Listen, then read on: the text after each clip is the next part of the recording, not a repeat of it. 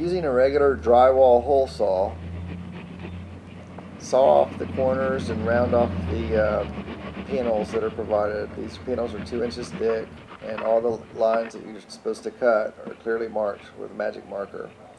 Be sure to do this work outside in a good breeze. Use a respirator to protect your lungs from the dust. This is a dusty job.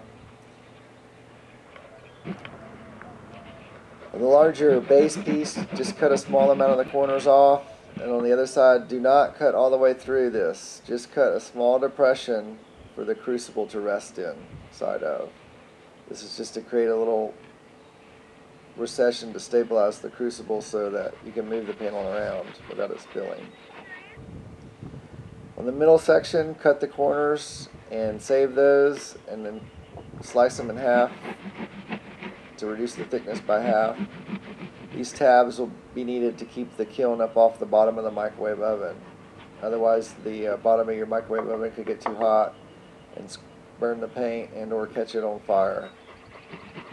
Just finish rounding off the outside of the middle panel, and then cut a hole out of the middle such that it's donut shaped. The hole in the middle has to be big enough for your crucible to fit around your crucible, so you can test fit your crucible as you're cutting it out and widen it out a little bit if you need to, depending on the size of the crucible that you have.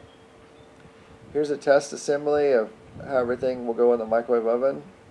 You put the triangular pieces as shown, you put the base, and then put the crucible and see how the crucible spills. So here's just a quick trick to use the crucible, sort of like a drill, just to abrade away a bigger hole in the base panel of insulation, and stump the dust out until you get it where the crucible is semi-stable. Punch it on, use some pressure. Stuff's fragile, but not too fragile. I recommend that you practice grabbing the crucible with the tongs. Make sure you don't have it buried so deep that you can't grab onto it. Do a test pour. You'll be nervous when everything's hot and you got $200 worth of gold in there. That completes the assembly. Next thing to do is to practice removing it from the microwave oven.